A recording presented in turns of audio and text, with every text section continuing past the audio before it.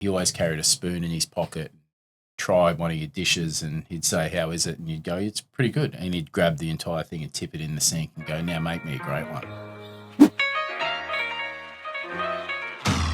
Welcome to the Success Times Happiness podcast, a platform dedicated to engaging discussions with inspiring individuals aimed at nurturing personal development. I'm Richard Thompson, your host, a father, entrepreneur, world champion Ultraman, and passionate about all things high performance. Our mission is to empower both ourselves and you to unlocking our fullest potential, recognizing that this life is no dress rehearsal. While I may not have all the answers, this show serves as our collective journey to uncover them. In this ep, we sit down with chef, restaurateur, and businessman Tony Kelly. Every town has a number of go-tos when it comes to places to eat and drink. Here on the Sunshine Coast, Tony Kelly owns and operates pretty much all of them. From Asian cuisines of rice boy, giddy geisha, and piggyback, to the Italian success of Bocca, the Greek cuisine of Spiro, and the fine dining of Market Bistro, it seems whatever Tony Kelly touches turns to business success. And he isn't stopping anytime soon. But it always hasn't been this way. And for this Sunshine Coast local, it has been a roller coaster to say the least. It is a captivating story of self-belief, hard work, and the importance of having very good people in your corner. This is our longest interview on the pod to date, but it's worth every minute. Let's get into it. The rate of startup restaurants and their failures in the early days are extremely high in Australia. Why are you so successful?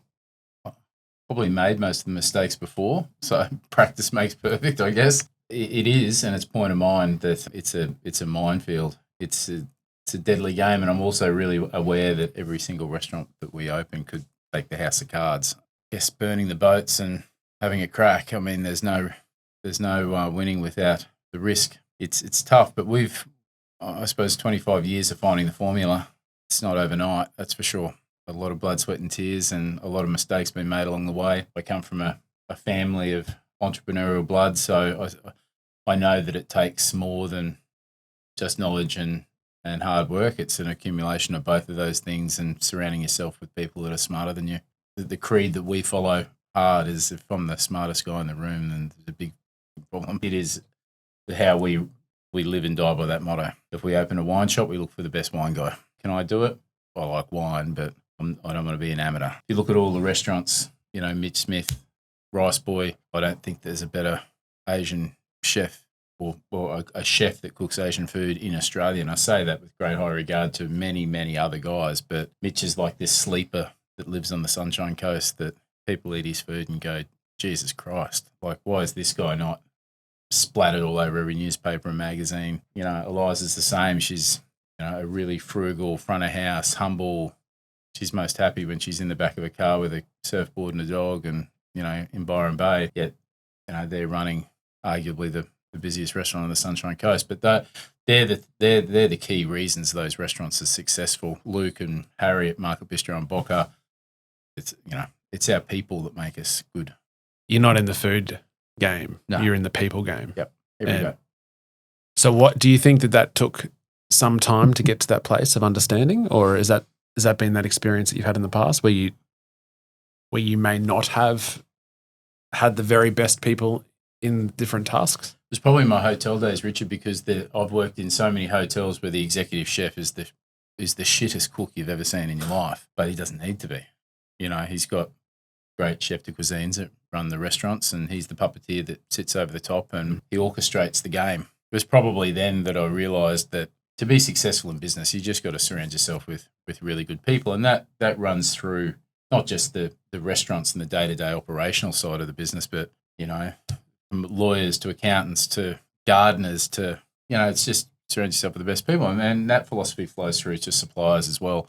I'm a big believer in the fact that the restaurant with the best suppliers will win the game every day of the week, because I just get better shit than you. So Sure. The biggest thing that we can do in a restaurant, in a kitchen, is to teach restraint, to find and procure the very best products that we possibly can, and show as much restraint and as humanly possible, because you've already got something that's so good. I use the analogy just about every time I talk about it, that if you have a perfectly vine-ripened tomato that you've left on the vine for as long as it's needed to, and you've shown all that patience, then you snap that tomato off when it's perfectly ripe, cut it in half, some olive oil and sea salt. You can do 1,000 things to that tomato. It's not going to taste any better than that. It's just showing restraint. So it goes back to me. Who do I get those tomatoes from? It's no different to restaurants.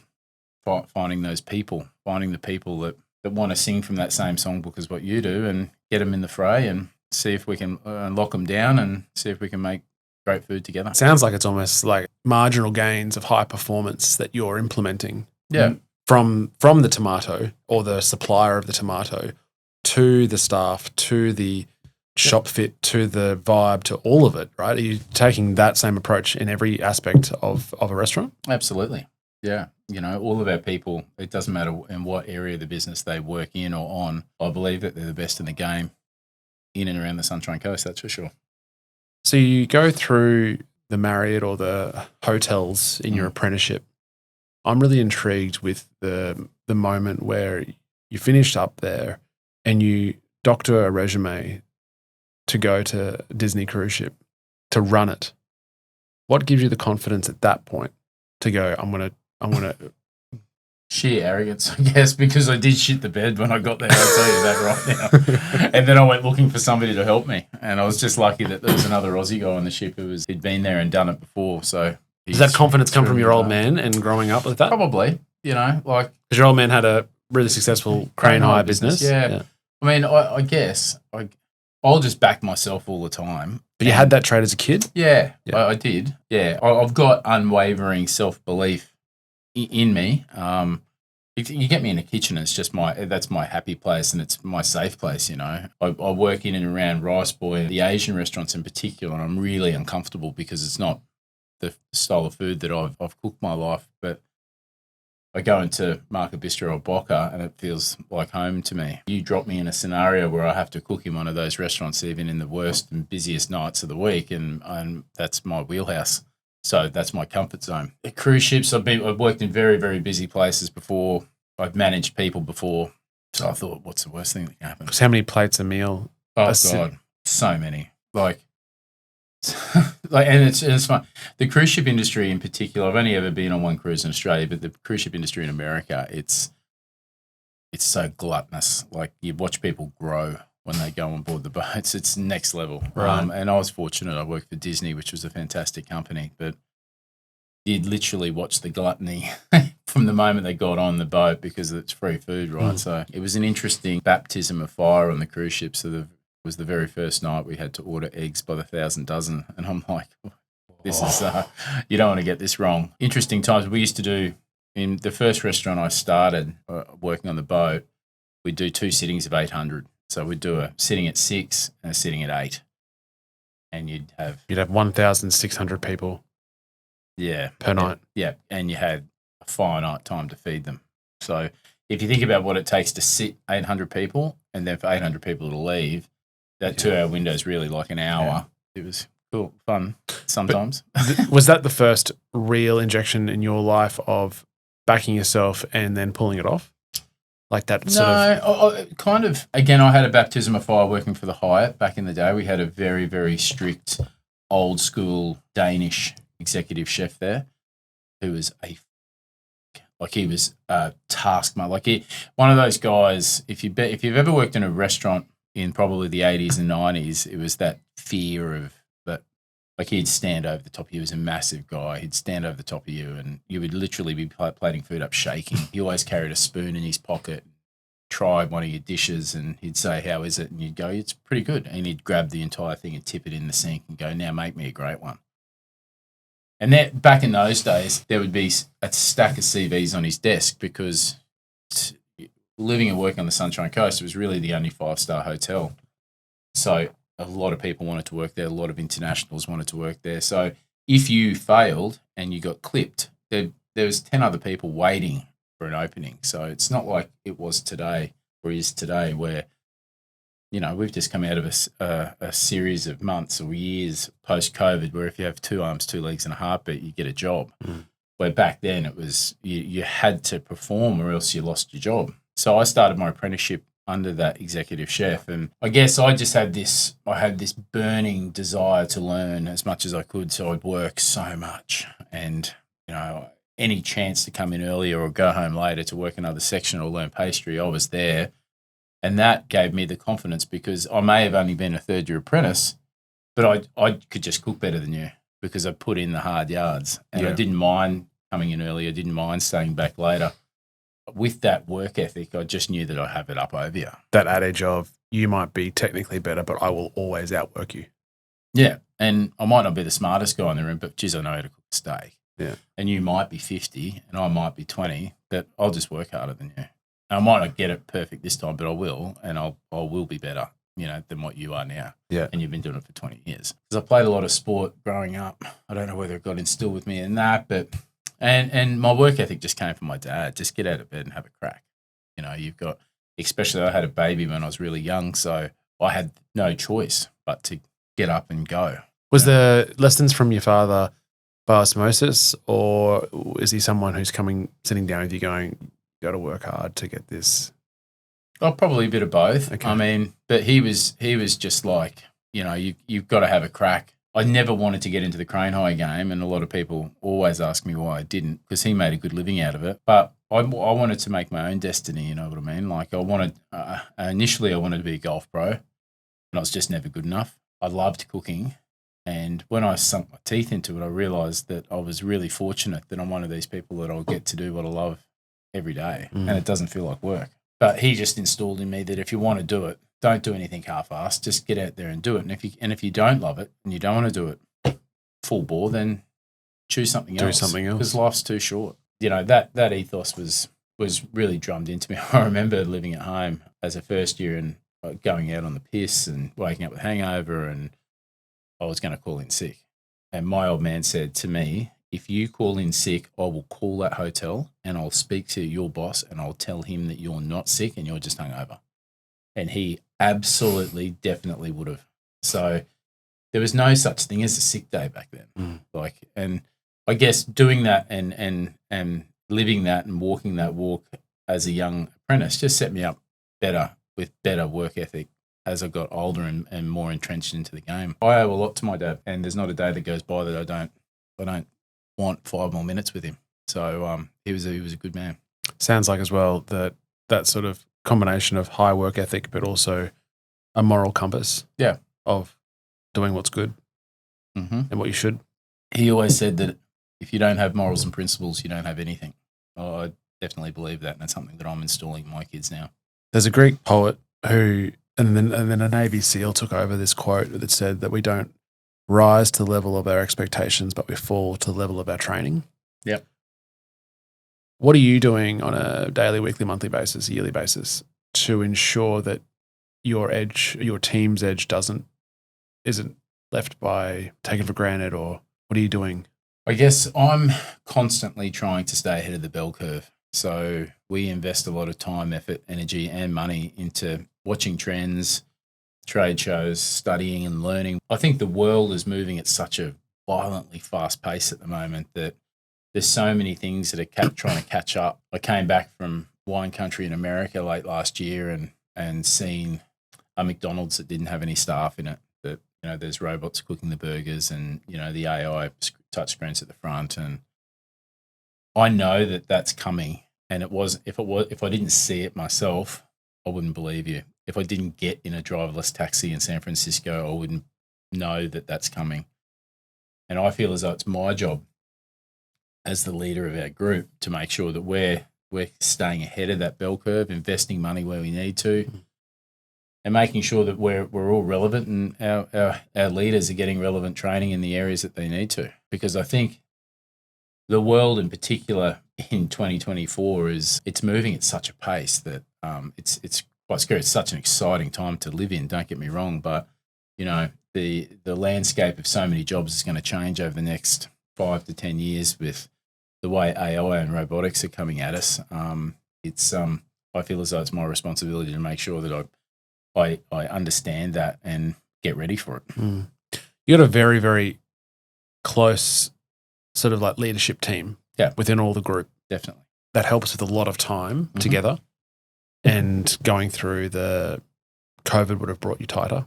They all have, as far as you've told me, they all have a skin in the game of the relevant businesses. Yep. Which obviously is an important part. But as you continue to grow, what lessons have you learned from that leadership team that you can instill as you grow your own leadership team going forward? Well, you probably have to go nearly individually and talk about all of them separately to dig into that properly and probably give the question its just desserts. But they lead from the front without any shadow of a doubt. Like you talk about front of house, Eliza and Luke, they would never do anything or ask any of their team to do something that they wouldn't do themselves. And Mitch exactly the same. Like Mitch's job, we've made such a strong commitment that we don't have a back office team. Our back office team consists of me and Zasha. We've got a full-time handyman. We've got a marketing team. Our leaders lead, and they're in the building with their hands dirty every single day. None of our businesses have an office, and none of the restaurants have an office. The manager's on the floor working. Eliza bounces in amongst all of her venues on a daily basis. I know that I can't ring her at 12:01. She just won't answer the phone because she's in there with her team. And I can't ring Mitch at that time because he's in there cooking, teaching, learning, guiding, because we understand that these young chefs coming through, they just want half an hour with Mitch, watching him cook and listening to his stories, and that's super critical. So it's funny because you look at all of those guys, Harry, Luke, Mitch and Eliza and their teams would chew broken glass for them, and it seems like what you've cultivated with them is that they're cultivating with their own little team. It's true. Yeah. In the same way. Yeah. And we just took our leadership team up to Fraser Island for a couple of days post-Christmas as a bit of a staff party and a bit of a breather, and listening to them up there, just talking about life and talking about what their expectations are of the business and what their goals are. And people don't realise the knowledge of knowing what makes somebody tick is so important, because yes, there's the monetary side of it while people go to work. You work to live, not live to work. But I find that 90% of people aren't motivated by money. And if you can find what they're motivated by, that's an incredibly powerful tool. And then you can just sort of start angling and trying to dangle that carrot if they want to study. Is the study in any way going to benefit our business? And if it is, and we're in a position we can pay for it or assist in it, then fantastic. Or you might have a chef who worked for years with us but loved photography, and you help him transition out of the photography. And now he's heavily involved in our business, doing all of our video and sound and photography. And he's got an amazingly good business. And I look at that and I go, that's pretty bloody cool. That gives me so much satisfaction. It's hard to even put it into words. So, and I'm a big believer that if he didn't get pushed out and get told that he's great and have a crack, a lot of people are too scared to make that jump. But now he's doing it. He realizes how bloody good he is, and he's out there killing it. And I look at that and I think that's pretty cool. So that knowledge is so powerful. It's putting the human first, right? Yeah. Like, not you're only good to me as long as you're in the kitchen. Yeah. But actually, I'm more invested in you as a human. Yeah. And if that's photography, and if you can help us, that's great. But what's the point in keeping him as a hostage? Yeah. Just to benefit your bottom line. And it's amazing how many people are in the business that there are people that are so motivated by success and they just want to grow and they want to be the king of the castle. But there's also so many people out there that just want to go to work, earn a few bucks, go home. And I'm so envious of some people like that, because I look at them and I'm like, they are so satisfied, and kudos to them. I have so much respect for that. It's unbelievable. And, all we've got to do is respect that and understand that $5 more grand is not going to make them stay. We just need to understand what makes them tick. And if we want to keep them, just lean into that. Yeah. What's after the Disney experience? 9/11, that's what got me home. Yeah. And then decided for yourself that you would start your own bricks and mortar business? Well, I was earning a good living on Disney, because the Aussie dollars were 48 cents at that stage, so it was crazy. And we were working so hard. We sailed the ship into Norfolk, Virginia, and that was on the morning of September 11, and 9 days later I was back home. And I was saying that I'm never going to work for Disney again or go on the cruise ships. I wanted to sink my teeth into restaurants. I've done the hotel thing. Peter Curavita rang me up. He had just taken a position on Hayman Island, and just through mutual friends reached out. And I never wanted to work in a hotel again. And two, I never wanted to work on the Great Barrier Reef because so many people did, and it felt like it was a bit of a hack thing to do. He had a really strong vision of what he wanted to do on Hayman, and I knew that Hayman was so different to all the other hotels up there. I mean, there's a small handful of places now, like Badara, Lizard Island, Orpheus Island, Hayman Island. They're just different. And now Hamo's got Qualia. There was that allure of Hayman that it was always that place where all of the super wealthy, the elite went, that made it a bit different. But there was six restaurants on the island, and he wanted to run every outlet like it was a standalone restaurant in the Sydney CBD. And I thought, well, you're taking away the shitty part of hotel world that I don't like. Why not give it a crack? I'd saved a bit of money from the cruise ships. I knew that if I went up there, I could work. Accommodation was paid for. I could save a bit more in the quest to open my own venue. So I went up there and spent a couple of years and had a great time. And we were surrounded with such unbelievable people, like Corey Costello, who was working. He was the head chef for the Rockville Group for, it would have been 10 years post Hayman Island. So, and he was a chef de partie, third in charge of one of the busiest restaurants on the island. You know what I mean? Like, were you still there, or were you? No, I was chef de cuisine running the Italian restaurant. Okay. But then from there, it was funny. The Italian restaurant fed 3/4 of the hotel every single night. It was so busy. Then we started hosting a chef's table in the middle of the kitchen where we'd set up a big long table, and they would always have a chef hosting it, sitting at the table, drinking, eating, talking with the guests. Then at the end of the dinner, we'd go for a kitchen tour through all of the kitchens, tell everybody how the food gets on the island, and we'd finish up in the wine cellar. The sommelier would be in there, and we'd have a glass of champagne, and it was a lot of fun. Mm-hmm. And when Peter asked me to do that, I'm like, so you want me to sit with the guests and drink piss and eat 7 courses of food 3 times a week? I'm like, okay. I've been looking at Seek for this job to come up for a while. It hasn't. So, yeah, that was good fun. You know, like everything, you know, that all those island jobs have got a finite time frame, a lifespan. And Peter had resigned because he was going to go open flying fish in Sydney.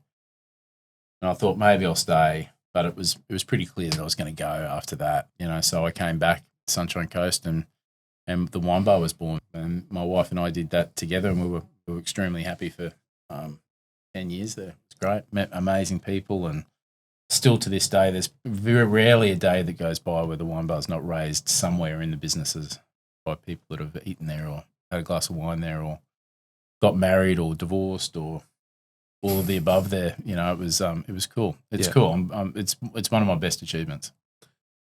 And was it a hard decision to resettle back on the coast? No, not at all. I always wanted to raise my kids here. Yeah. So my wife and I sunk a bunch of years into wine bar, blood, sweat, tears. Then it got to the stage we got married and we had our first son, and Melissa backed out of the business then. She'd bounce in from time to time casually, but, you know, kids are a tough job. Then the second kid came along, Connor came along, and so did the GFC, literally at the same time. We got absolutely flogged to death, and how we managed to sell the wine bar back then and got nothing out of it, just managed to basically break the lease and get out of it. I had to sell my car, so we were starting again. So basically, we had wine bar, we had Il Secondo, the Italian restaurant. We also had a deli. Within the space of 3 months post GFC, from the day that Lehman Brothers sank, it was about 2-3 months. All of those businesses had either closed or been sold, and I was desperately looking for a job, and there was nothing on the coast. And that's when Frank Van Handel. Because your wife wasn't working, right? No, because you just had a child. Connor was 4 months old. Yeah.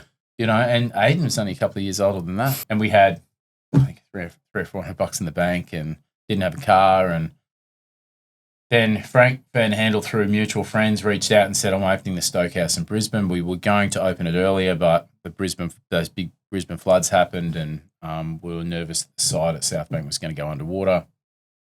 But the short story is, I went down to Brisbane. I had to go to Melbourne. I had an interview with the Van Handel group, which was terrifying because they're they are the godfathers of the food scene in Melbourne, like the Van Handels, the Stokehouse in particular. Then you look at all their other venues, Cirque of the Prince, Prince of Wales Hotel, Prince Wine Room, like that.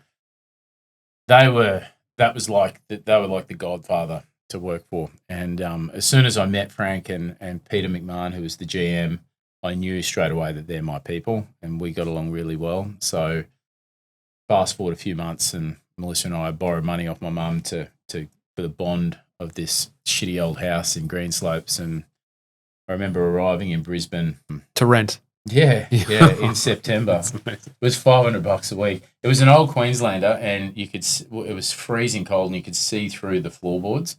And we used to lay towels down in my son's room because the cold air would come up, and he had this constant croup. It was horrible. But my wife kissed me on the cheek in September. I absolutely remember it. We were renting this really shitty old office in West End. She kissed me on the cheek, and she said, first day, she said, I'll see you next year. I was like, oh, that's just such a terrible thing to say, but it's so true. And we'd done it so many times before that she was hyper aware of what was coming. And obviously so supportive of knowing that that's what's necessary, mate, right? Honestly, with a brand new baby, probably a great dose of postnatal depression as well. And, so we dug in and we opened I remember it very clearly. We opened on Melbourne Cup Day. It was the first venue I've ever been involved in where we're setting the kitchen up, and Frank was like, there's no budget, just get what you need, not to give me an excuse that it can't be done. And I was like, all that ownership comes back to me then. And I started thinking, it's a perfect way to manage a venue. If you've hired the right guy, give him enough rope to hang himself or to succeed. You've just got to stand behind him. And that taught me a lot. Not to micromanage it. Yeah. Like he was like, I've hired the right guy. Just do what I'm paying you to do. But I will hold you 100% accountable. So we opened up, and for 2 years it was amazing. Like in the first year we got 2 chef's hats, and that was sort of the catalyst to what we're going to do from that point on. We changed the dining scene in Brisbane. At that stage we had places like Aria and Is he bringing you in? Are they bringing you in as share partner? No. Frank doesn't do that. He's got his family. He's got his sons that work in the business, but no, they've just got great people. They hire them. It's probably a bit of a different ethos than what I have. I should ask Frank, because I still speak to him, what he thinks of it. But he's an amazing man. Him and his wife and their team. Australia is lucky to have people like the Van Handels, and they've owned the Melbourne dining scene for years. If you name a top restaurant in Melbourne, and I'll guarantee you they've worked in one of Frank's places at least once. Even Luke's worked in a Van Handel restaurant, So that was fantastic, and that gave me the catalyst then to, rather than talking about my achievements at Winebar, Hayman Island or Disney, as soon as you say that you work for the Van Handels, the Stokehouse, it was just a completely different reaction. We fought tooth and nail to try and get reviewers to come up and have a look at the Winebar, and couldn't get them there, where they were eating at the Stokehouse in Brisbane every week, not because they were just reviewing the restaurant, because they just wanted to eat there. And it was the same food. It's just that name that he has. The brand. The brand, it's so strong. Yeah. And he just attracts unbelievable people that want to work there, Yeah, I was in Melbourne for the F1 not long ago, and we had lunch at Stokehouse and a bunch of other great restaurants, but you still walk away going, so good. It's just so good. Spent a couple of years in Brizzy, and that's when Peter Caravita reached back out.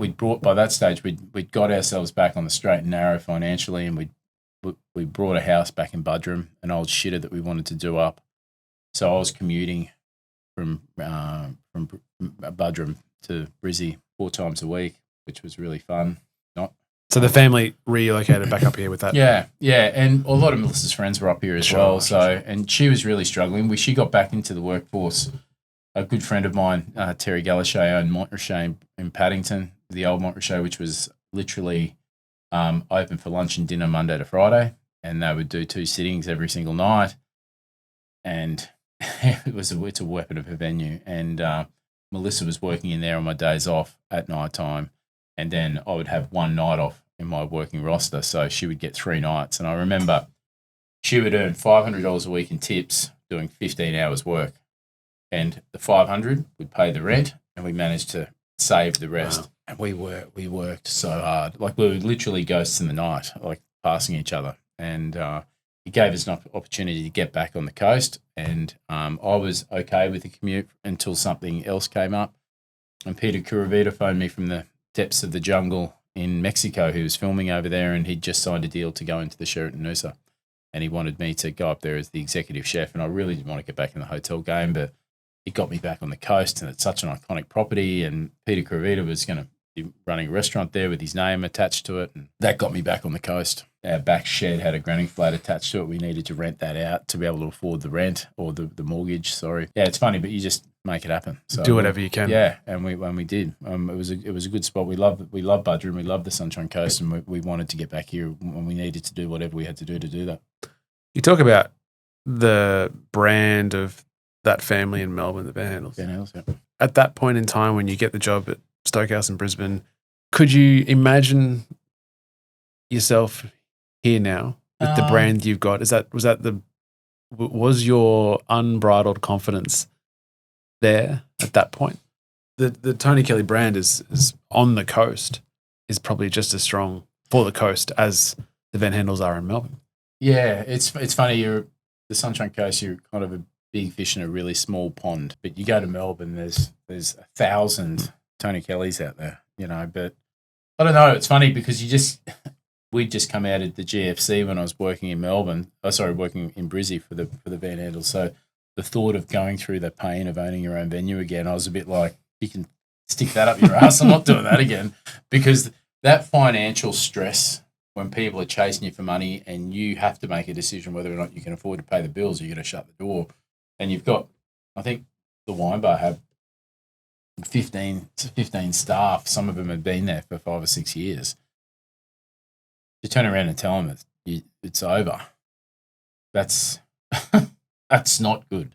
That's a bad day. So to have to think about going through all that, I knew that I was going to have my own business again.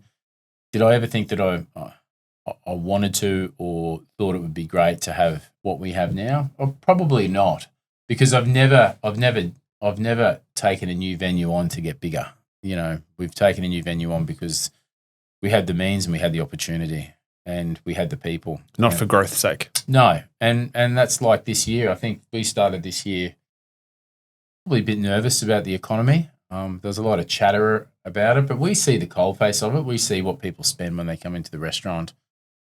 There's a lot of property developers and real estate agents that were nervous and were cautious, but they weren't worried.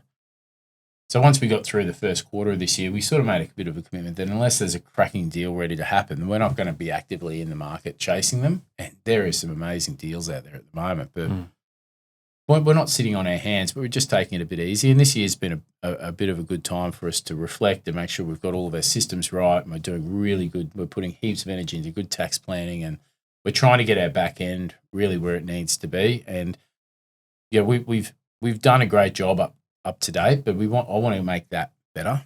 We've had a conscious decision to take on a few more apprentices and concentrate on training, and there may be a venue this year yet. We're still in the background sort of chipping away at a couple of things. It's allowed us to really concentrate on what we're doing now, do a lot of repairs and maintenance through the businesses, and it's been a pretty good year for that. And for me and my family, we've travelled a bit, and we've had we're only halfway through, but we've had a good year so far, which is good. What causes an idea to be shelved in your mind? Well, we've got a bit of a process. If you're talking about a venue, first of all, we start with the people. So if it's a Mitch and Eliza coming to me saying, look, I want to open an Asian restaurant in Palmwoods, then we go, do we have the people? We've got Mitch and Eliza, so tick there. Do we have somebody internally who's ready to grow? They need that next step, or else we're going to lose them. If that's the case, it's a driver, so that's a tick.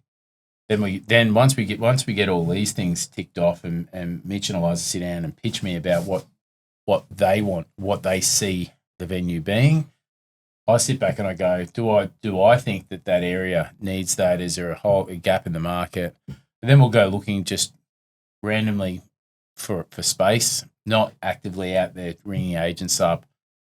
And then from there, it's a negotiation. If we can get the space, and we've got a great spreadsheet that we've done a lot of work on, that we plug in numbers, and if the numbers come out the other end and they're the right colour, then we'll push forward. Then the negotiation part is probably something that I fine-tuned, because I'll never be in love with a venue enough to sign a shit lease ever again. The word personal guarantee is not in my vocabulary, and as a lawyer, you probably really appreciate that, because it can get you in the shit, and it's cost me a fucking fortune in the past. But, those deals are out there now, and I think that and I put a lot of effort into who's the landlord. We were talking about this before about your office here. If you've got a great landlord and they're good human beings, that's a big plus. It's a big win. Yeah. And I'm proud to say that all my landlords are good, reasonable. They're obviously astute business people. They need to be, but I know that if the shit hit the fan, they would be reasonable and commercial about decisions that need to be made. I love that. And I take the same note in the sense that I signed up 7 employment agreements before I signed the lease. Yeah. In the sense that, because it's the people that will make it. Yep. Not the venue, not the idea. No, if you don't have the people, it's not going to work. People got to come first. All Especially the leaders, that's for sure. So you head back up to Noosa. Yep. Head chef. How does that go? Yeah, great. The GM there was fantastic. Really intelligent guy, family man. Got along really well with him. We had good owners of the hotel. It was a Sheraton property back then. Being the executive chef of a hotel feels like such an old person's job.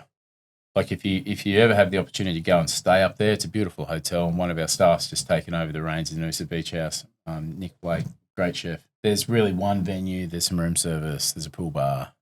So you just get bored so quickly, you know what I mean? And I feel as though I've got so much more to give. Great opportunity for a family guy, because you're not working massively long hours. But there was still, my wife said to me, she goes, "You're never going to last. Never going to last." It's not in your DNA to work for anybody. It's almost the need to be creative as an entrepreneur is just like stemmed or like stopped, because it's like such a small element of opportunity. That's right. So coming back, we bought our house in Budger, and we still didn't have enough money to do anything to it except mow the grass. One of my old business partners, Ken Reed and Harry Reed, they were just renovating Ocean Street, and Ken rang me up and said, "What do we got to do to get you involved in a restaurant on Ocean Street?" And I was like, "I don't have any money, mate. I really don't. And, I don't want to take the piss." And he said, "Let's come and have a coffee. And I sat down with Ken, and the Reed family have been so close and amazing people, all of them. They were my business partners at the wine bar. I sat down with him, and I basically put it all on the table and told him that, I didn't have anything. I didn't have any money. And if you wanted me to open something in Ocean Street, then it'd have to be on him. Me and Scotty, we found probably 20 grand between us or something, and the rest was fit out incentive, and we got Hello Harry opened.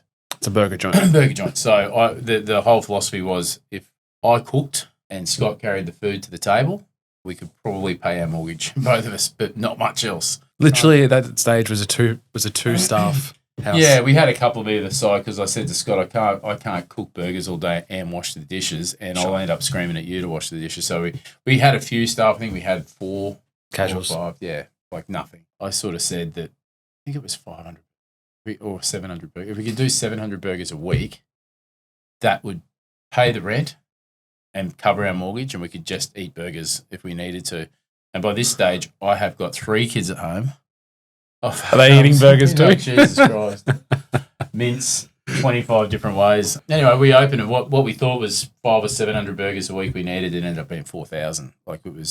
We opened, and it was hugely successful. Is there any point in your ego going, this two-hatted chef history of that experience you've done, your resume at this point is just extensive. Yep. You're now serving burgers on Ocean Street. Is the business side of it overcoming that? Yeah, it was a business side, and the fact that I was out doing my own thing. Sure. And it was that, I think it was week 1 where we'd been absolutely flogged, because as much as we say it's burgers, like I had a vision of what I wanted the mince and the meat to be, and I had a vision of what I wanted the burger bun to be, and I couldn't get it. Like, so we only had a choice to do it ourselves, and it's one of those things that you go, that's so much work to make. So This is 2015? Yeah, 14, 15, something Because like that. now that sort of inverted commas high-end burger fast. It was just kicking off. It was the ahead of the bell curve bit, right? Yeah. And what made you think that was? Oh, look, there was a few guys. There's a place in New York called the Burger Joint, which was in the bowels of a beautiful 5-star hotel. And you literally walk past reception, walk down this narrow hallway that was about 900 wide, and there was a very small neon light at the end of this 40-metre corridor, literally sitting behind the reservation counter, behind a curtain, and it was the grungiest. The walls had cardboard on it. People wrote all over the walls. There's a big sign up. The menu was written with felt pen on a torn-off piece of cardboard. Perfect. And it said, if you're not ready to order when you get to the till, you'll be asked to go to the back of the line. And there'd be 80 people in the line in the foyer of this 5-star hotel. So people are checking in, paying $1,500 US a night. Buying a $20 burger. $10 burger. Yeah, right. Like, but the best burger. Yeah. So it was like that scene of Seinfeld in the soup kitchen. You get to the front of the till and you'd be like, 2 cheeseburgers, 7 fries and a Coke, please. Please. $15. You go sit down. Like, you're sitting down on the wall and then you look on the wall and there's the whole cast of Sopranos that's on the wall. Yeah. So it's very cool. So you experienced that before you came. We were looking at stuff like that, and we're like, maybe this could be fun. And that was the ethos that we had. Is it fun? And to be working with your best mate was awesome, and to be just calling your own shots. I remember going, I don't have to ask anybody for permission anymore. It's just the responsibility's on me. So I drank a beer at 10 o'clock while I was rolling burger patties, and I was like, I felt like the king. Yeah. I'm like, by 2 o'clock that afternoon, I wasn't, because it just got sodomized at lunchtime, but it was good. And to be part of that Ocean Street rebrand was fun. We put so much into that. It was crazy, because then we couldn't get burger buns. We'd gone to Sydney because we couldn't find we'd go to a baker on the Sunshine Coast and say, here's a recipe. Can you follow this recipe? Because I'm making burger buns at home going, this is what I want. And they'd look at the recipe and go, oh, fuck. Or how many do you want?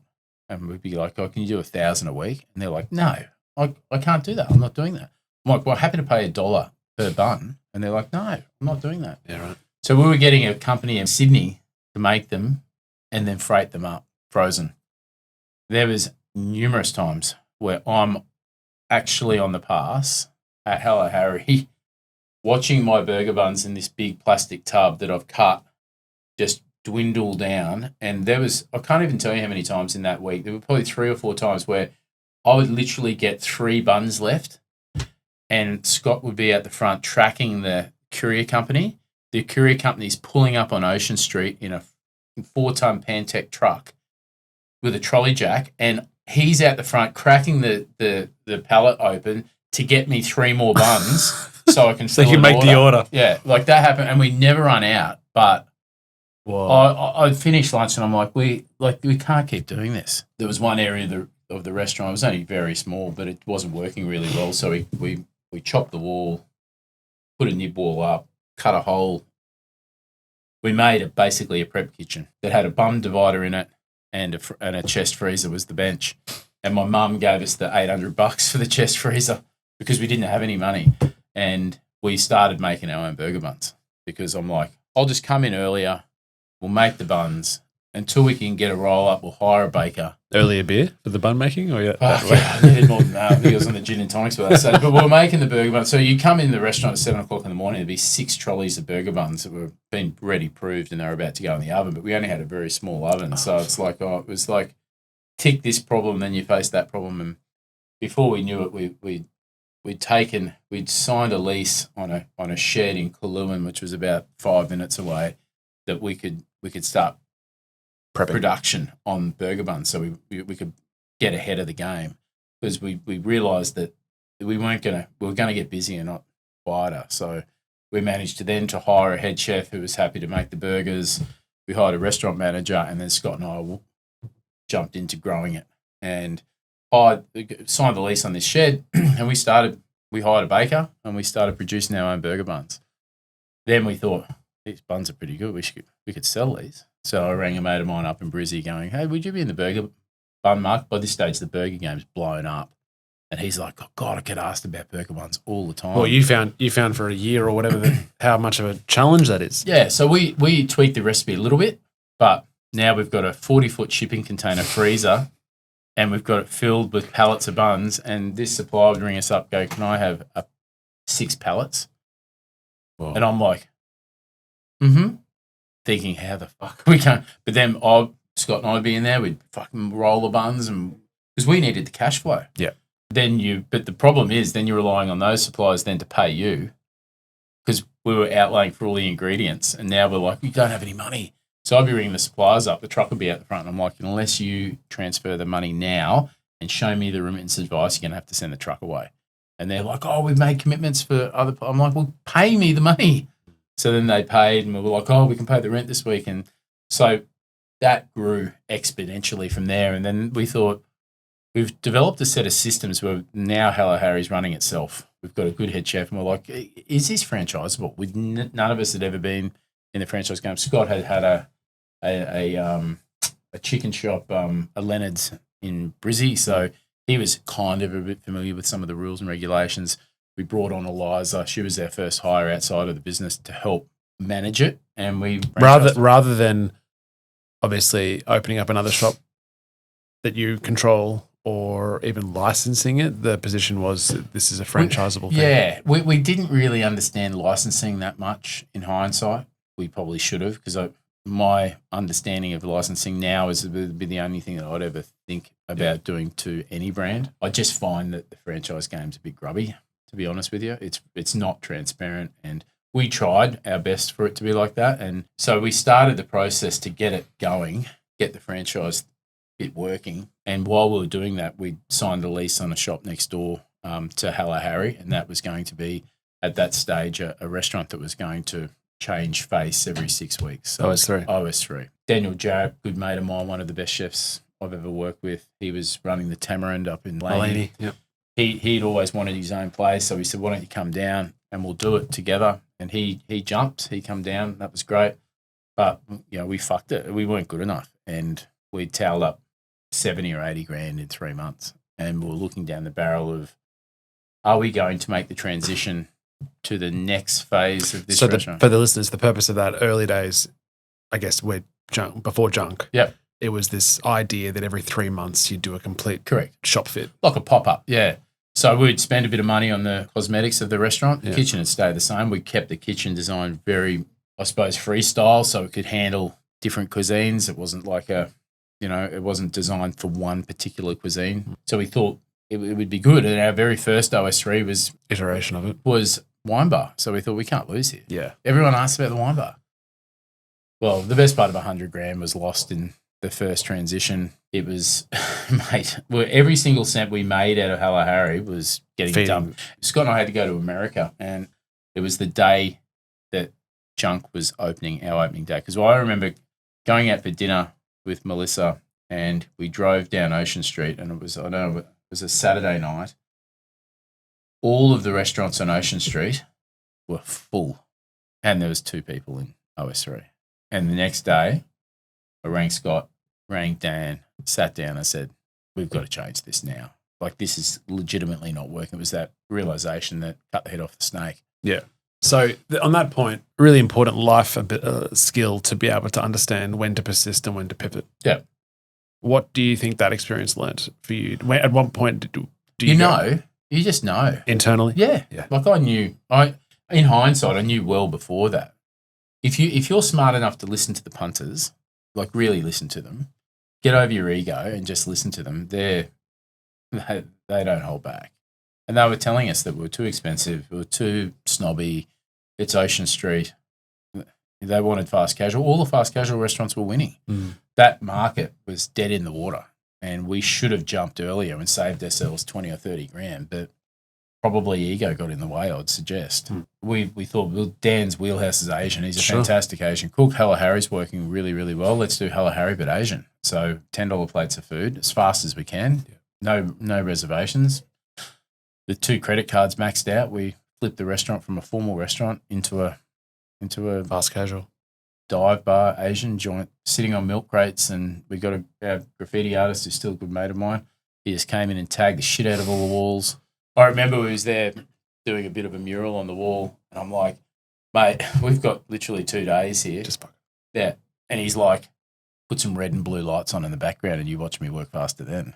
Because he's been used to getting chased by the coppers all his whole life. So we had to bail. So it was really on Eliza. Mitch was the sous chef, Dan's sous chef. So he was in the kitchen with Dan basically flipping the entire menu in a week. Eliza, her boyfriend, and our restaurant manager went to town and basically vandalised the restaurant to make it lowbrow. I remember we arrived in Houston, Texas, and I was live streaming it. So you've got both credit cards maxed out on it. Hello Harry's is just keeping you above. It's actually making me feel really uncomfortable talking about it because it was such a nerve-wracking time. But for Hello Harry, you're sunk. Busted. You're sunk. We're definitely trading insolvently. Like we knew when we opened the doors that we weren't going to make enough money to pay our wages at the end of the week. And you had PGs with Ken? No. Okay.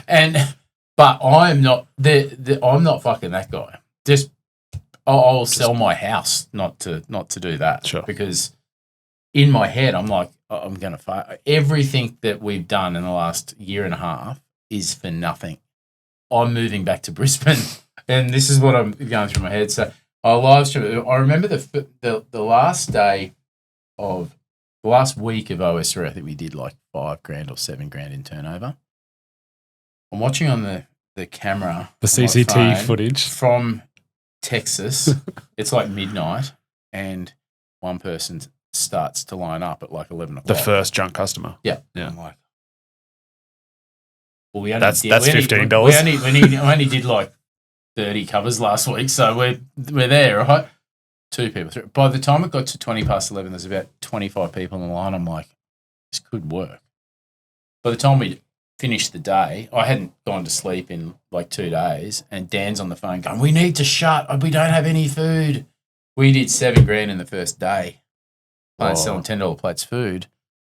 Well, the week before we did $7,000 for the week. So we're like, I'm on the blow. We're fixing all problems that we need to fix to get the doors open the next day. And I'm trying to explain to Dan, we only had 8 or 9 things on the menu. I'm like, we need to expand this menu because with only 8 things, you're selling out every day, and that's what's putting all the pressure on the kitchen. We need to get some more dishes on there so we're not selling out of everything. So after refining that, Mitch was the sous chef. After about 8 months, Dan had been romanced back up to Spice's Tamarind. Yeah. So he left us, and Mitch put his hand up and said, I think I'm ready to have a crack. We'd never really seen what Mitch could do. We knew he could cook because he was running the kitchen when Dan wasn't there, but he'd never been let off his leash creatively. Yeah. And when he started, I said to Scott, this guy's a beast. Like, he is an animal, the way he can cook. It's unbelievable. What he created and the team that he created, and, from there, within 18 months, we had 3 junks trading between Maroochydore, Toowoomba, and Brisbane. It was, and Mitch was a catalyst for all of it. He had his team. He was managing them. They were tight. Even the head chefs from back in those days still reach out to us when they're on the coast and come in and eat and drink, and they just want to be friends of ours. And I think that's fantastic.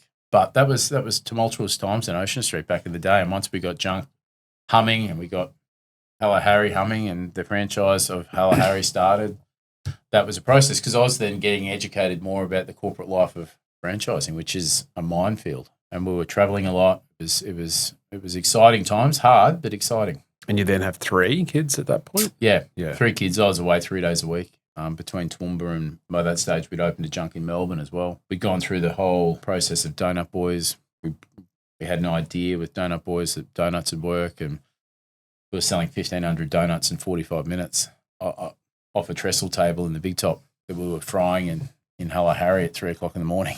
And we franchised that. We ended up selling the donut business to a head baker in Brizzy. And the short version of the Hello Harry story is that we had a franchisee who wanted to buy a master franchise for WA, and he ended up making an offer to buy the entire brand out which we did. We sold it. We sold it for a good quid, and after a short period, I think it was 3 years. By that stage, we'd had 7 or 9 Hello Harry franchises operating, all trading really well. And he come from a franchising background, so he just took it and run with it. That was the Hello Harry sort of chapter. That was sort of like the final hurrah in regards to burgers for me. It was good. I think burgers sort of started tapering off a little bit by that stage. I think Saturation in the market? Probably. I think people were just a bit over it. Hello Harry's still around now and still, from what I believe, is still going strong. A good friend of mine, Cameron Meninga, he's got a couple now. Caloundra, he brought Caloundra. Caloundra was their very first franchise to a lady and gentleman. He was in finance, she was in the police force, and that was their very first Hello Harry. And it was nice to see Cam Meninga's got it now, and I think he's doing a great job with it. Yeah, great. And then that left you with Junk? When we had Junk, we had Milk and Honey, which was a cafe in Toowoomba. Pub, Kenneth Wagner out at Toowoomba, which had a little whiskey bar at the back. We had that trading. So we had 4 Junks. The pub, the whiskey bar, and Milk and Honey. At that stage, we were trading really well. Junk in Melbourne had just opened months, sort of 3 months, I think. We went to America to go to the Chicago has a World Restaurant and Hotel Trade Show every year. It's huge, really innovative stuff. Chefs, cooking equipment, beverage, distilling, it's massive. We took our group head chef over there and had a good look around, but by the time I'd got back, you know how you have that feeling that something is not right? I couldn't put my hand on it. I just had this feeling that something wasn't right. And by the time I'd got back and we'd started sort of drilling down on some of the issues that we were facing in Brizzy and in Melbourne, my business partners in Toowoomba and my best mate had basically agreed to get me out of the business. So I got summons to Brizzy. I remember the day really well. I had a meeting with one of my business partners down there and basically said your services are no longer required. You can keep your shares in the business if you want, but there's, basically we're not paying you anymore and you're out. I'm like, well, you can't do that because it's my business. And they're like, well, unfortunately, there's 2 directors from Toowoomba and there's you and your best mate, 8 directors here, and we need majority vote to get you out. We've already got that. And it's like, well, my best mate's never gonna sign that. And they're like, he already has. And I was like, that was that moment. What? And I tried really hard to say to Scott back then, why don't we just go broke and we'll do it all again, but I get he was very committed to what we had, and we had a bunch of people working for him, and there's probably probably an element to his decision he wanted to make sure he looked after the people that we'd employed, and he didn't want them just getting led by these Toowoomba guys. But yeah, that was that moment where it was a dark time, So I come home, I phoned Melissa, and she was like in disbelief. She was like, no, we're missing something here. That's not the case. And then that journey, we'd just brought a house. We'd just given the main house to my mum, and we were building a property at the back that we're going to live in. And I'm sitting here, and I've got 2 kids in school, and I couldn't afford it. I've got the school ringing me for school fees. I've got the bank chasing. You're essentially unemployed. I don't have any money. I don't have a job, and I'm committed to this house, and I've got my mum moving in. Like, it was picture the most catastrophic worst nightmare. And your mum put all this money into renovating that place. $400,000. Yeah, so it's not couldn't like just up and sell. And go. Yeah, sorry, mum. Yeah, yeah. Oh God, it was a tough time, and then you go through all that mental struggle yourself. And you're not good enough.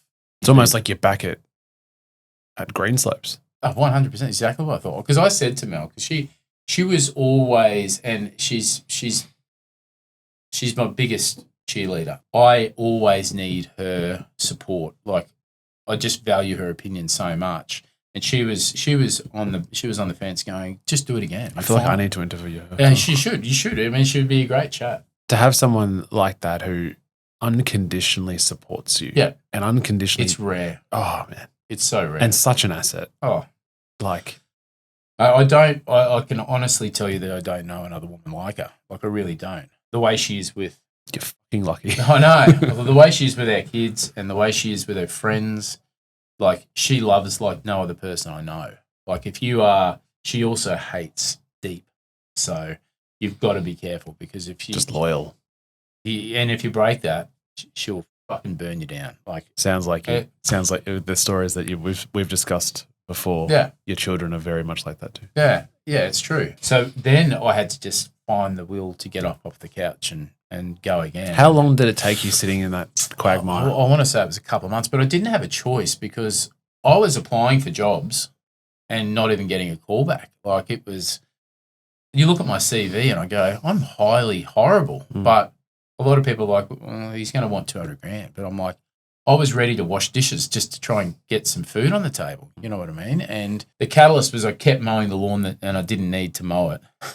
Like I was riding the light right on mow and there's no grass coming out the side. And I'm sure I was doing it to convince myself I needed to drink a beer when I was mowing it. It was like 10 o'clock in the morning and my wife was looking at the balcony just shaking her head going, you fucking dickhead. Get off the lawn doesn't need any more cutting. And anyways, we went in. We had a bit of a heart-to-heart and she was basically like, get up off your ass and get out there and have a go. Because if you don't think that it was you, then you're mad. Like, go and speak to anybody. So I went and had a coffee with Ken Reid and I went and had a coffee with a few other people. I'm like, I'll just start putting my feelers out there and just get back in the game. And the day that I decided to do that, this is no bullshit, I went to pick up the phone to ring Dirk Long because 2 years before that when we had Hello Harry, he'd rung me through mutual friends to see if we wanted to put a Hello Harry at the wharf. And we walked around and I loved the wharf, but didn't fall in at that stage. He didn't even have any plans. And he was like, this is what my plan is. And I'm like, I love the idea, but I'm going to need something more than just the idea. When you get some documentation and some images, let's talk.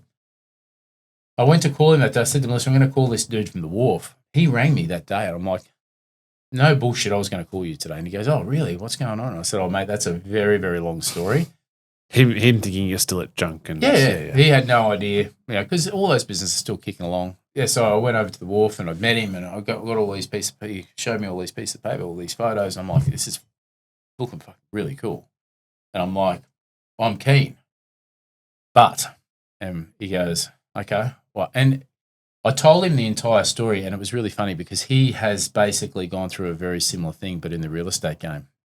And there was so many similarities. And what was started off as a 9:30 meeting in the morning over a coffee, we're at dinner now, sideways with empty bottles of wine everywhere, just talking about all the shit that we've both been through and how now he's in business with Matt Evans and his business is flying and they've just stolen the wharf and he's got big aspirations to do it and they're trying to sink their teeth into property development on the Sunshine Coast and and before we knew it, basically instantly I knew that I like the cut of his jib and he's kind of one of my people. Like I knew that even if I didn't do the deal at the wharf, I was probably gonna strike up a friendship with this guy because he's a country lad and he's just a good human being and he's got great stories and I really like him. I told him my story. I didn't have started all over again. I said, I'm starting again, mate. Like, I'm treating you like I did Ken Reid. Like, I'm laying all the cards out on the table.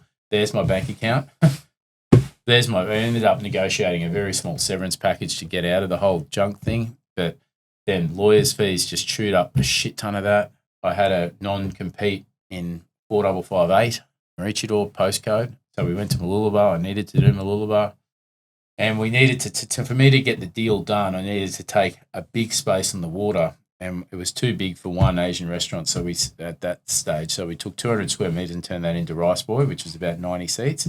And then the other half of it, we turned it into Saltwater, which was going to be a fish and chip shop. And I said to Mitch and Eliza, you guys can run Rice Boy. Melissa and I are going to run Saltwater. Long story short, first week, after day 2, we looked and I'm like, we don't have enough money to cover our wages here if we're not careful. And every night I'm sitting back and I'm looking at the bank account, looking at the zero file going, just do a $5,000 day tomorrow, I'll be okay. And I think we managed to cover all of our expenses in the first week by about $300. I was like, thank God. But I'm thinking, I've got to do all this again. Next week. Like, oh my God. Next week, you mean? And then Rice Boy was good. It had a pretty good week. Next week was pretty good. But people think that Rice Boy was an overnight success. It was a 6-month burn before we went, this is a cracker. This is a real cracker. And then after about 6 months of struggling, or no, just not struggling, just we were paying our bills. But it wasn't like this. It wasn't like Rice Boy is right now. I was just about to say 8 months in, we sat back and we're like, this is not a normal restaurant. Because by that stage, we'd taken on a bit of seating at the front of the restaurant where you walk in. We'd taken up some seating along the river deck. Then we'd signed a lease to take a little space upstairs, and we're going to turn it into a dive bar because we're like, we're cash flowing these little renovations because we've got a good business here, and there's a lineup every single night of the week. After the first year, we're like, we have potentially a restaurant that is a unicorn here that no one has ever seen anything like, or very few of them are ever birthed, and it could be sitting at the wall. So all of the problems that we had, back of house, cooking, prep, cold room, we're looking at salt water, which we were toweling money up. It wasn't working. Why doesn't Rice Boy swallow up salt water, and we pick up an extra cold room, we pick up some prep space, and we pick up a very cool beer garden right on the water. And it was one of the best things we ever did. So we sunk a few $100,000 in getting that up and running, and we traded. I think we opened in November. The full premises. Yeah. So from that November, trading through Christmas, we had what you see as Rice Boy now. It was like, and it was pumping. Like, you could not do another dollar out of it. It was at its peak, doing revenue that we'd never seen before. During Christmas, March the 23rd, we shut it for COVID.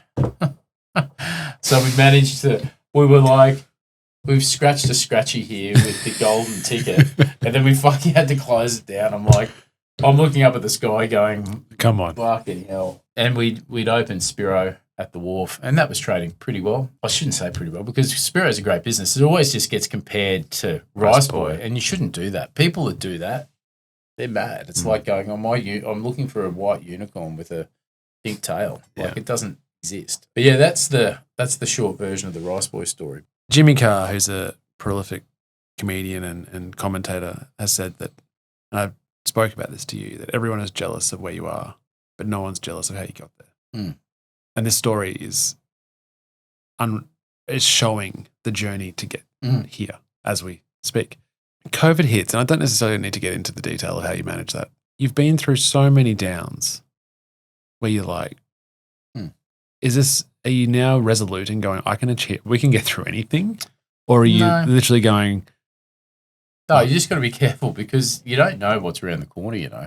After junk, I was so frugal. It's not even to my detriment, I guess. I think the only debt we have, apart from just trading creditors, is we brought a minivan for delivering for the wine store. And I wanted to save up and buy it. Some of my business partners are like, money's so cheap at the moment. Why would you pay $20,000 on that? Let's just get a loan. And I still look at that thinking, we'll pay that off soon. And I'm like, the lessons that I've learned make it easier to tackle the adversities that the world could throw at me. And COVID was probably a very, very strong reflection of that. I would say that my journey through business and the GFC put me in great stead to handle COVID with not the ease, but just with the direction that I had. But my people were unbelievable. Like Mitch and Eliza, Mitch's right hand, which was Nick Blake back then, and Eliza's right hand, Ashley, they were unbelievable. I told them that I would stand with them to tell them that their people are on stand down now, and we don't know when they're coming back, and the visa guys that have to go home, and which was horrendous. But they were like, no, they're our people. They're not your people, our people. And we want to do it. And I'm talking about guys that are in their 20s. Like, I don't think I could have done it at their age. And sitting back watching that was such a humbling experience. It was upsetting, but it was cool. They need to take stock of how they managed that and realize that journey that they went on, they've forged their strength that they'll carry with them for the rest of their lives. They were very impressive young people. And watching that gave me even more strength to make sure we got out of it. But there was times where I didn't think we were. we ran some cash flow reports to see how far we could take it from the 23rd of March, and I think we had enough funds in reserve to get to October if we didn't have any significant bills we needed to pay for. But we didn't even have a fridge on in any of the restaurants. So I wish I had have known back then that we're coming out of it with the same strength that we did, because I would have tried to enjoy the 12-week hiatus. But I sat on the couch sucking my thumb thinking I was fucked. So Mowing there's grass. a fair bit of stress going on there. Yeah. Doing contingency plans through that period of time? Or Not just really, because we didn't know couldn't do much about it? what was. The government was very clear that hospitality was arch enemy number First 101. to And I go. feel as though they still are now. People were doing takeaway, but I ran the numbers on it, and I'm like, we got to trust the numbers. And I couldn't get the numbers to stack up where we could, we could make any money or even break even. And I'm like, all we need is an oven to break or something, and to spend $1,000 getting it fixed, but fuck for the week. So what's the point? The deal with the wharf was if you traded, we'd work out percentage of turnover to pay rent, and if you weren't trading, you pay no rent. And the sensiblest and safest thing for me was to close up. Now, as soon as we could sit people back in the restaurant, we would reopen. So we reopened when there was 10 people allowed back in the venue, and that's when we opened takeaway as well, because we thought we're going to have the people there anyway. Sure. The very first day of trade, we did 130 people in the restaurant. We did 900 takeaway meals. I've never in my life seen anything like it before. There's 200 people at the wharf trying to get takeaway. I was ringing up suppliers trying to get product the next day, and they've spent 12 weeks on the sidelines, and they're answering their phone at 11 o'clock going, yeah, we'll bring it in the morning, because all they wanted was us to start trading again, because you picture our takeaway container disposable supplier, they've got pallets and pallets and container loads of shit just for us because they've purchased it, because we are a beast of a machine that chews through this stuff. They need to move their stock, So once we refired up the machine, it was a relief to so many people. But we never, not once, stopped paying anybody. Like all of our staff got paid, all of our suppliers. There was times I had to ring them up and say, I know that I owe you $5,000. This week I'm giving you $100. Next week I'm going to give you $50. Next week I'll give you $200. And they were all of them were like, make sure you get out of it. Don't worry about what you owe us. Just make sure you survive. And then there was other companies like Lion Nathan and Red and White, a major wine supplier and a major beer supplier. They were like, we'll credit this stock and we'll give you a free refill, fill all your fridges up on opening day, FOC. And I'm like, what? Are you really seriously going to do that? And they're like, we need you to Get up. fire up. So, but I never in a million years would have thought that once we open with 10 people, like if you think about that, 11:30 in the morning until 9 o'clock at night, 110 people, only 10 people, and we did 130 covers. Like, that is a full restaurant the entire day. Granted, it's only 10 people, but Sure. I'm sitting back going, people were lining up. There was 100 people in the line while COVID was rampant, waiting to be one of the 10 people to sit in that restaurant. And that's when I really did feel the hospitality has such a place in life, because people need this. They need to sit around a table. It's part of humanity to break bread with people and have a drink and share a story and share food, and that human beings need that, like oxygen. And almost COVID, like, put that under the microscope. Look at how we came out of it. There was this insatiable appetite to spend money. Like the hardest part about it was you spend all your entire working life as a restaurateur trying to attract people to your restaurant. Now you've got more people than you could ever possibly feed knocking your door down, no matter what the restaurant was, but you couldn't get the fucking staff to be able to feed them. So we're limiting chairs and tables because we couldn't get people. Yeah. If you had 2 arms, 2 legs, and a heartbeat, you got a job with us. Yeah. And it's only now that we're seeing some relief coming from that. It was kind of like you sit outside on my back deck at night and stare at the stars and go, what fucking else are you throwing at us this week? Yeah. And then, I think the government did a terrific job trying to navigate our way through COVID. It had never been seen before. And with all the stimuluses that they injected into our economy, they did a good job. And people locally, like Ted O'Brien, they've really fought hard for us, Like it was Fiona Simpson.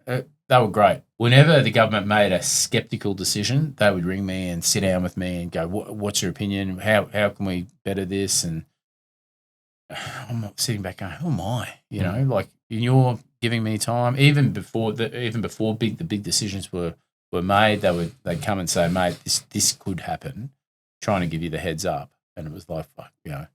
I remember when the lead up to that final press conference with ScoMo when he said takeaway only for restaurants, and I was sitting back driving in my car with my phone in the cradle and my wife's live streaming it on the TV, FaceTiming it through my phone so I could hear it. And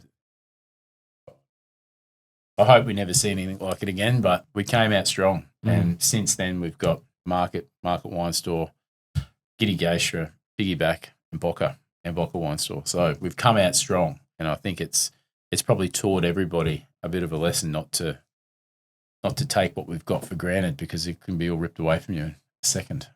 The growth has been impressive to watch from the outside, and the relative inverted commas success of those venues that you talked about.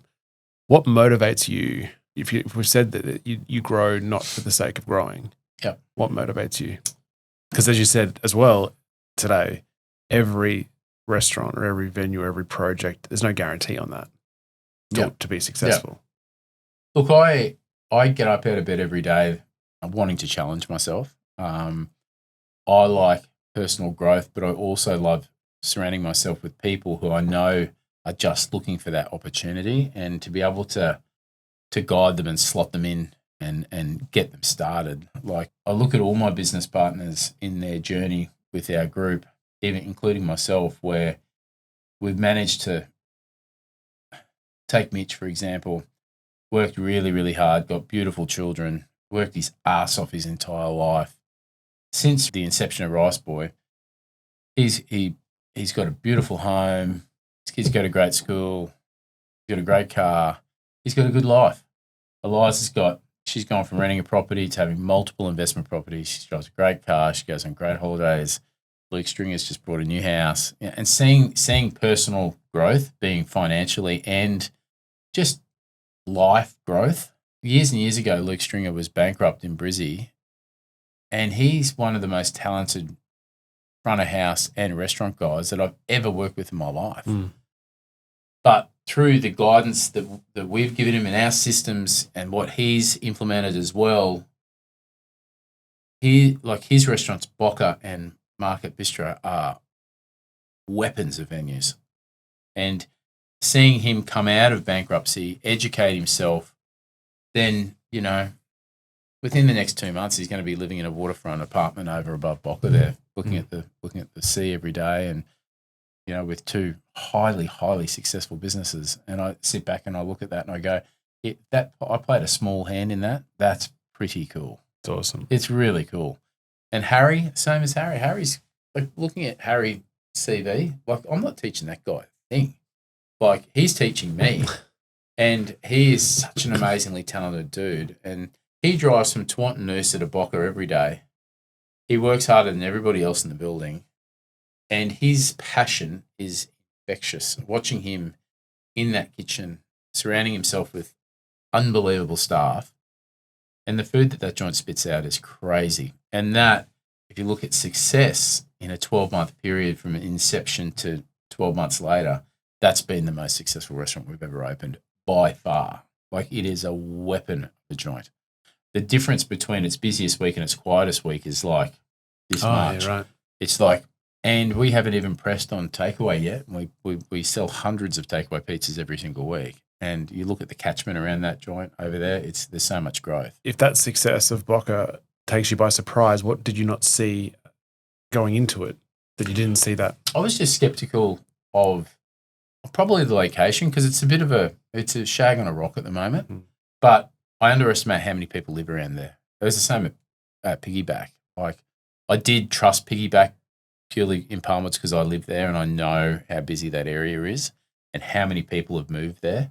I suppose Boca's not my patch. Luke lives over there, so he was really gung-ho about it. But people come from far and wide to go to Boca. Yeah. Like, it's funny, like, whenever there's school holidays or something on, you know, we'll get any creditable chef that's going to Noosa for a holiday has been flying into Maroochydore, driving to Boca, grabbing some pizza or some pasta or whatever, then going to their hotel in Noosa. They come in with their bags, and then on their way home, they'll go to Market Bistro, grab lunch with their bags, and then they'll go to the airport and go home. And I look at that and I go, that's pretty cool. You look at the catchment, the amount of people who live around Boca and Palmwoods, and then you run a circle around either Market and Kitty Geisha or the Wharf. There's not as many people that live densely like there is in those two areas. So that was one of the catalysts for me to go, I think it's a good deal. And the lease was good as well. We had a great opportunity to go in there. It made me focus in on what's around the business more so, because I'm probably a bit bullish in the fact that I'm one of these believers that if you build it, they'll come. I reckon if Rice Boy was in Kunda Park, it'd still be as busy. That's an arrogant thing to say, but I do think that. That's the underlying, that's the kid that submitted the resume to Disney. Yeah. To go, I'll make it. I'll outwork you. Yeah. This will outwork anything. Yeah. To overcome the location. Yeah. Look at Spirit House. Yeah. And that's an example that we talk about. The Doonan. That it doesn't matter.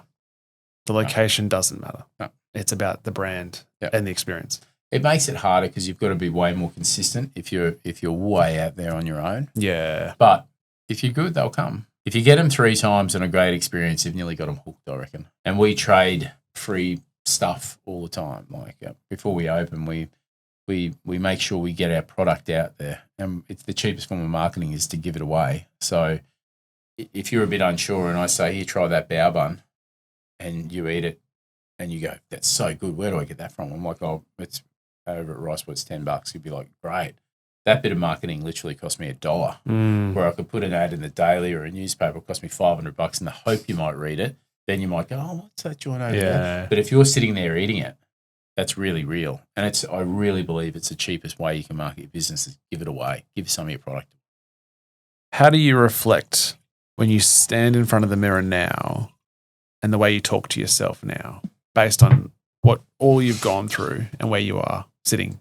I'm probably a lot more kinder to myself now than what I ever have been before. And I do put a lot of effort into me and my family now. The biggest gift that successful businesses can give an owner of them is time and flexibility, and all my flexibility now gets directed to my home and my family, my mum, my wife, my kids. Probably when I look at myself in the mirror now, I'm kinder to myself in respect to I've got a routine that I stick to.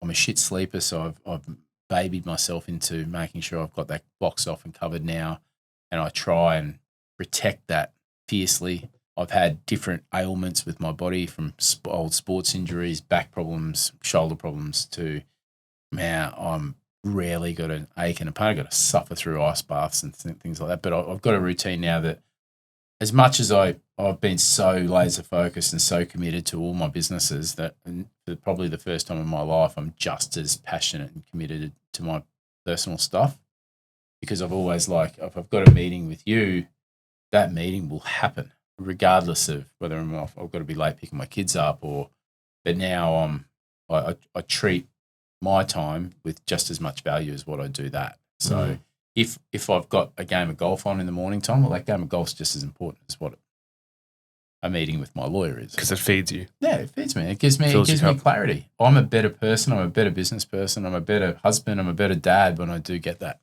And if I don't, then everything suffers. So, and it took me a long time to realize that. And it allows me to be, I suppose, on more when I'm at home, on as dad and husband, than what it has been in the past, because I've always been motivated by making sure the businesses are right or making sure my job is right, where it's been a long journey to get balance, but I feel as though I'm pretty close to achieving it now. It's hard to do that, I think, because to get to a place where you are now requires an enormous amount of sacrifice of your time. Yep.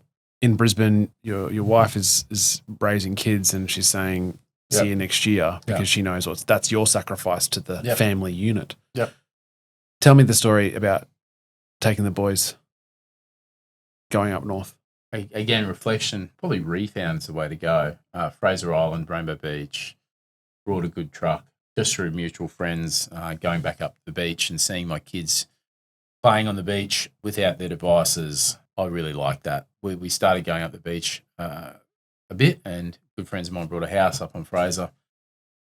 So we find ourselves up there as often as we can. And I was watching my two sons flicking a lure out in the surf. Aiden's 15 and Connor's 13, and I'm like, I've never been away on a boys' trip with them. When I was Aiden's age, I'd been on several with my dad, and the stories, those times that I remember where your dad would let you swear around the campfire, and you felt like you'd made it because you're sitting up with dad. There's no TV, and I thought, I haven't done it. And I looked at Melissa and I'm like, we need to have a conversation when we get home. And she was like, book it. Just go and book it. And I'm like, I don't know whether me or my boys are much into camping, but we turned around and through chatting with a few guys, there's an amazing fishing lodge up in Arnhem Land that we're going to go to. I'm going to take my kids up there and spend 4 days, and it should be good fun. And that's one of probably 3 or 4 trips I've got planned between now and the middle of next year that I want to take them away on it. And my wife's going to sort my little girl out with horse riding and make it up to her, but I'm determined that I'm going to create some pretty cool memories with them in the next little bit. That's critically important to me. If you ask me what 2024, the end of 2024 has got in store for me, that question won't be answered around business. It'll be, I'm going to make some pretty cool memories with my kids. That's beautiful. Yeah, it's cool. What keeps you up at night? You're a shit sleeper. What's worrying on your head? I don't know whether I don't worry. I've always been one of these guys who go to sleep really easy. But from 2 or 3 o'clock in the morning, I am awake. I think my mind races. Like if I've got something on, I'll wake up and I'm instantly, from the moment my eyes open, I'm thinking about it. So if there's a problem at the restaurant, I'll start workshopping ideas around it.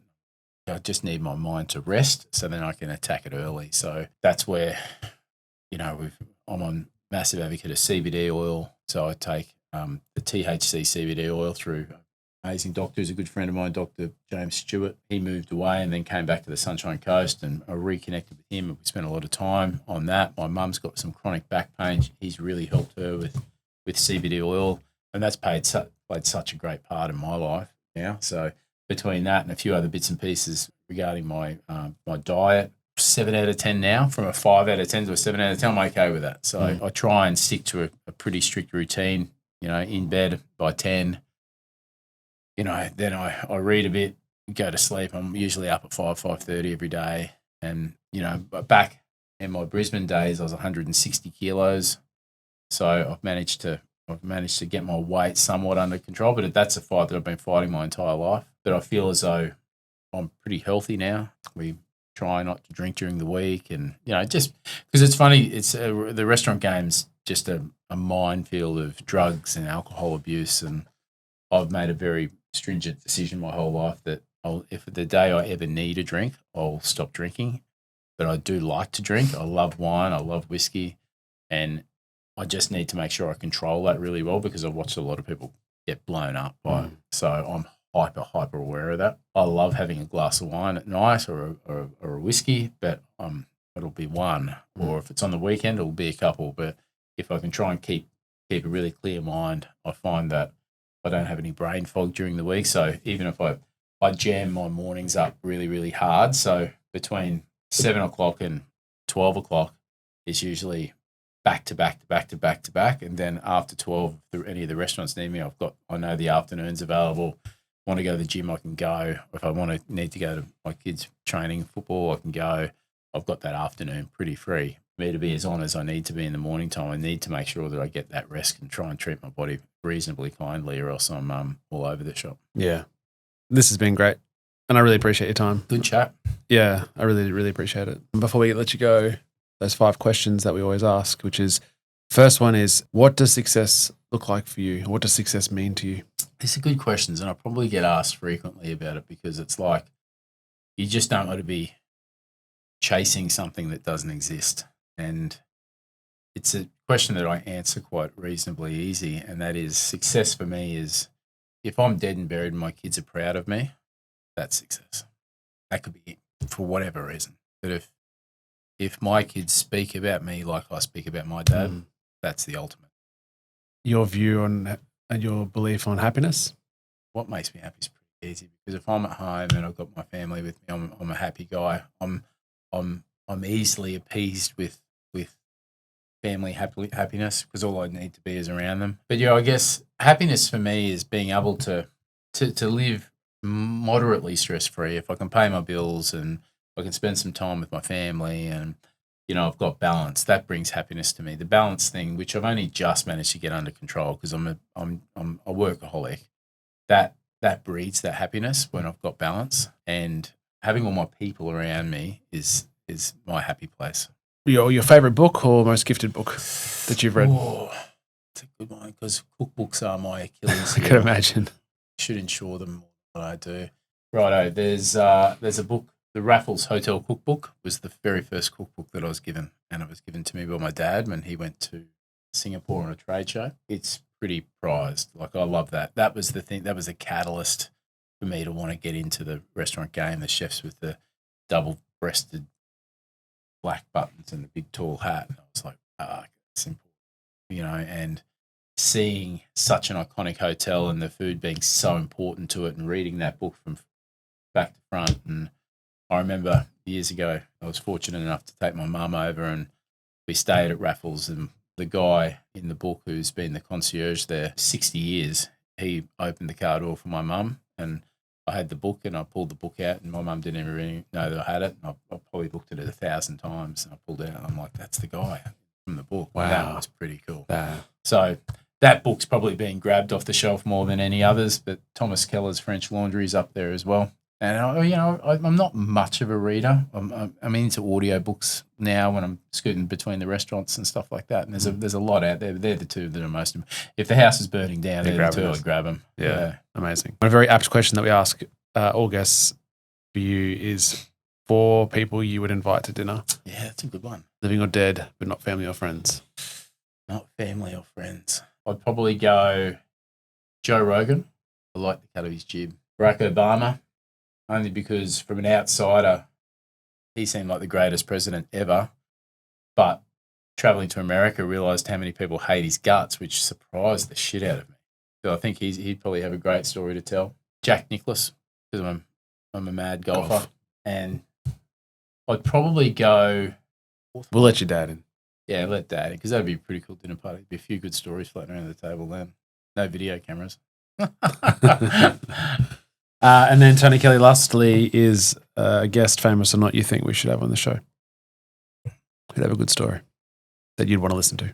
I always look at sleepers, right? And I'm surrounded by people I think should be on stage or have their own business, and for whatever reason they just scoot around and do their thing. And there's a guy that used to work for me. His name's Anthony Healy. He's a fantastic chef, but worked on Hayman. He's ex-chef on Lizard Island for years, opened a resort, 6-star resort for Lang Walker in Fiji, good mates with Tony Hawk, worked for the Saudi royal family. Like, the guy's just a freak of nature and one of the most humble guys to chat to. But the stories that he's got, you have to pry him out of him. And he's just working on I want to blow it out in case I get myself in trouble here. But he's working on some.